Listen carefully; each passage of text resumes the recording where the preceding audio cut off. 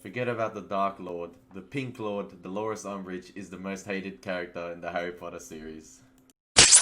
Hello there. Yep, that's right. Welcome back to another episode of Flicks and Bricks today, guys. Today we're back again with the Harry Potter series, continuing with the Order of the Phoenix. And today we'll be building, I guess, the platform 9 3/4 set. I know it's a Prisoner of Azkaban set, where it comes with the Dementor. It's that scene from the film, obviously, but I couldn't really find an Order of the Phoenix related set. There was one, and I've used it on an episode of Flicks and Bricks already. It was the Room of Requirements set. But this was a set I had at home. I hadn't built yet, and it's adding to the Hogwarts collection as well. So we're back with another episode of Flicks and Bricks. Hope you enjoy the build. So let's crack on to the review. I just rewatched the film again just to refresh my mind quickly. So I just want to give the best review possible right before doing this review. And Daniel Radcliffe has spoken about The Order of the Phoenix before as being probably his favorite Harry Potter film, and it's completely saying that it's completely misunderstood. And boy, is he right. I mean, from an action standpoint, transitioning from the Goblet of Fire to Order of the Phoenix, many people may have been underwhelmed. Where Goblet of Fire, obviously we had the Triwizard Tournament, and there's complete action sequence after action sequence as we go through each of the tasks. And Order of the Phoenix, although it does not involve much action, I guess up until the last third of the film, and then maybe a bit in the first act where we have the Dementors attack Harry Potter and Dudley. There isn't much action throughout the film, but upon watching it, the first 40 minutes is absolute fantastic character moments. Like, in terms of like just character building and introducing new characters. Obviously, we have a few introduction of a few characters from the Ministry and obviously the Order, such as Nymphadora, Kingsley, and then Moody returns, and then a few other characters. I don't know their names because I haven't read the book yet. Obviously, the book will explain that. But once again, we're introduced to fantastic, more law breaking or like world breaking sort of world building scenes, and we're introduced to the Order of the Phoenix, and we have this amazing scene where the apartment building opens, and again, us, like Harry, the audience, where his expression on his face is sort of like resonates upon us as well. We're just continuously shocked again about this magical world.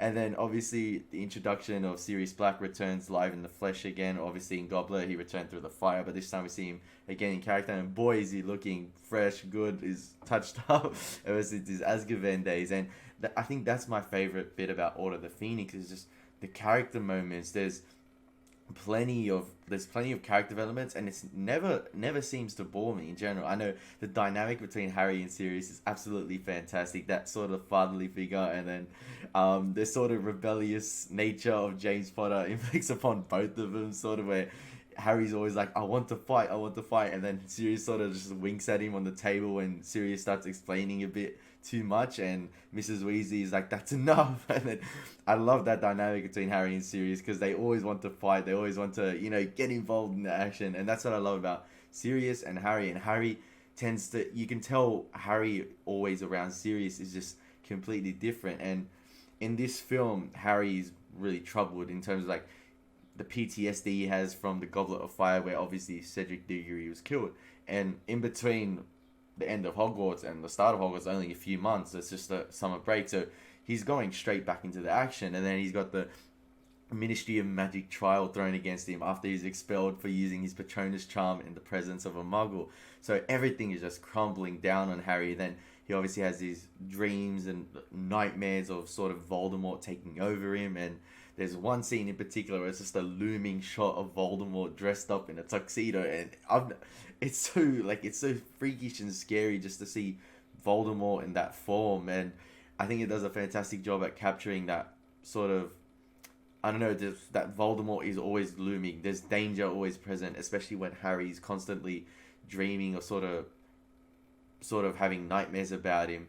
And then obviously the whole component of this film resonates upon sort of revolves around this prophecy and what Voldemort wants to get but doesn't have. And we soon find out as the plot sort of ungoes that what the prophecy is, and that's revealed later in the third act. But in terms of drawing back upon just sort of going back to the start of the film, obviously it's a new the year of Hogwarts, And what does that mean with the new year Hogwarts? A new defense against the dark arts teacher. And boy, I think it's the best one to date in terms of from an acting standpoint and what it tries to achieve as a secondary villain, in my opinion, as well, or secondary antagonist in the film. And Dolores Umbridge is perfect as a secondary antagonist towards to Voldemort, even though she's not like sort of evil and actually she is an evil bitch. Pardon me for swearing, but that's one word to describe it. It's just it's that one teacher at school you always dread going to, that one class where it's just like you may be having the time of your life with your friends at lunch, but then after lunch you have that one period with that teacher that just tries to suck the life out of everything, and that's Dolores Umbridge. We all know Hogwarts to be this place of magic and fun and complete, like, I don't know, just something different towards normal school, and that's what I get when I watch sort of Harry Potter, that sort of escapism to this supernatural but fun world of like a different school.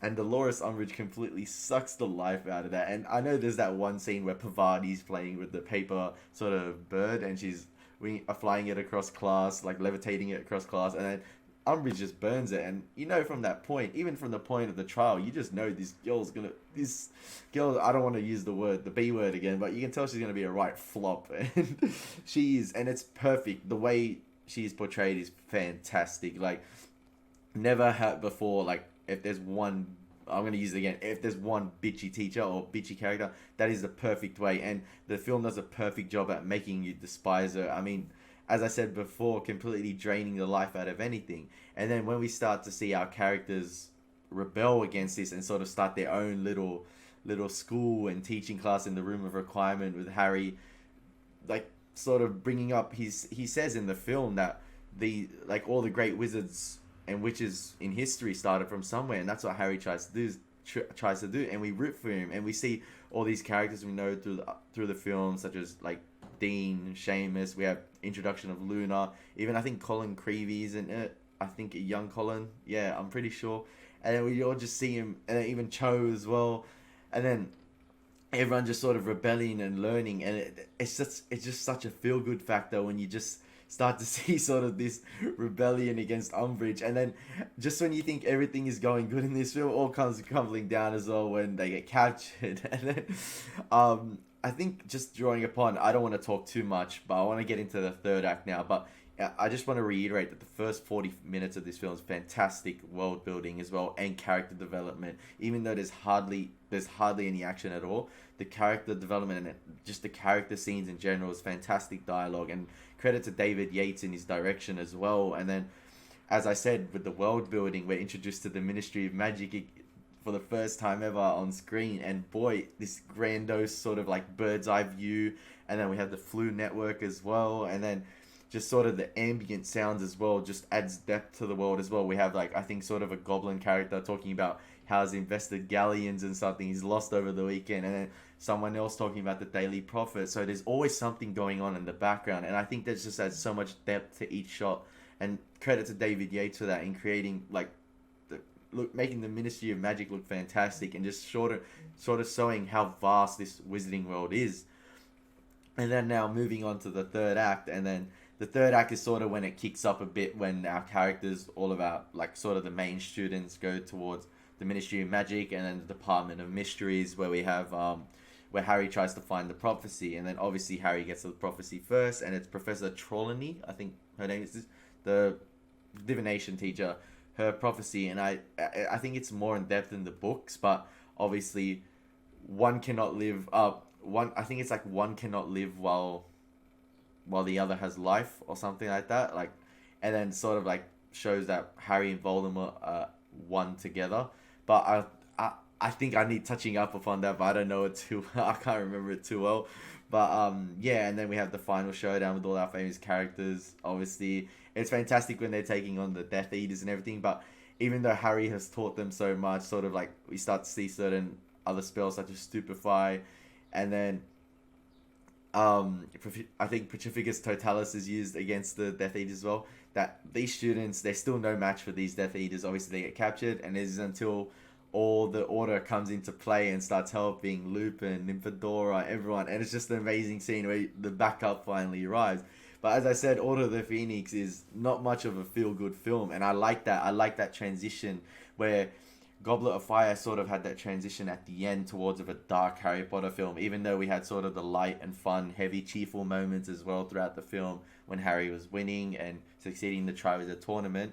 The dark sort of tone transition towards the end. But this film, although there's a few feel good happy moments, as I said before, with Harry and Sirius, and then sometimes you have like when Fred and George enter the owl exam, it's a feel good moment, but every feel good moment in the Order of the Phoenix has its own drawback, where it's just like the Wizarding World is transitioning into dark times, and we are showing this. And then throughout the film, we have that as well. The Minister is always in denial. The Wizarding World's going into corruptness. That they're getting involved in Hogwarts business, and then the ending as well. Just when you thought our characters are finally getting the upper hand, they made their sort of like return, and then the comeback is sort of on. And then Bellatrix Lestrange, just out of nowhere, Avada Kedavra, bang, hits Sirius. And then at that point, you know that, yeah, just what little feel-good moment you had, it's just completely sucked away. And that's testament to the film. It's fantastic at showcasing that not everything is squeaky clean from here. That's it. The Wizarding World is transitioning to a dark path. And then Voldemort sort of taking over and going into Harry's body, and Harry having to fight that as well. And then, yeah, it's the game's on from here, basically. Hogwarts, the whole Wizarding World is just put on notice at the end of this film, when even Cornelius Fudge sees Voldemort just before he apparates, and then he's like, he's back. And it's like, there's perfect foreshadowing at the start of the film as well, where he says, even at the trial, he's not back, in sort of the same tone. And then, yeah, just as soon as Fudge notices that Voldemort is back, everything transitions. Harry's free, Harry's right, and the whole Wizarding World is basically, as I said before, put on notice. And rewatching this film now, as good as I said the first 40 minutes was, and sort of picking up towards the third act, gradually builds. Obviously, as I said before, Dolores Umbridge has a Hogwarts takeover, and sort of Dumbledore sort of nullified in the film towards the end, where he makes a grandiose return as well, which is amazing as well. But yeah, Harry has to deal with the fact that he's just basically lost his final father figure in life. And yeah, we move on to Half-Blood Prince, which is next. But all in all, guys, Order of the Phoenix is much better upon this rewatch now, and understanding just so many character moments where even like sort of interaction, I was like laughing, and I was like, oh damn, this is cool. Or like, just, yeah, I really enjoyed it. And I'd give Order of the Phoenix the rank of Jedi Master. Yeah, it's my second highest ranking, and some people may think that's too high for Order of the Phoenix, but I urge you to rewatch it again and just understand that it's more of a character film, and it's fantastic to watch when you see these characters interact. Like, there's so many cool character moments and just emotionally resonant character moments, especially when Sirius or Padfoot, I guess the platform 9 3/4 scene, so fitting for the Lego, takes Harry into the room, and he's like, what's life without a little bit of risk? And he shows him the photo of the original Order. And then, yeah, just in terms of like, that's just an example of another fantastic character moment. But all in all, guys, yeah, that is my Order of the Phoenix review. Hope you enjoyed the Lego build as well.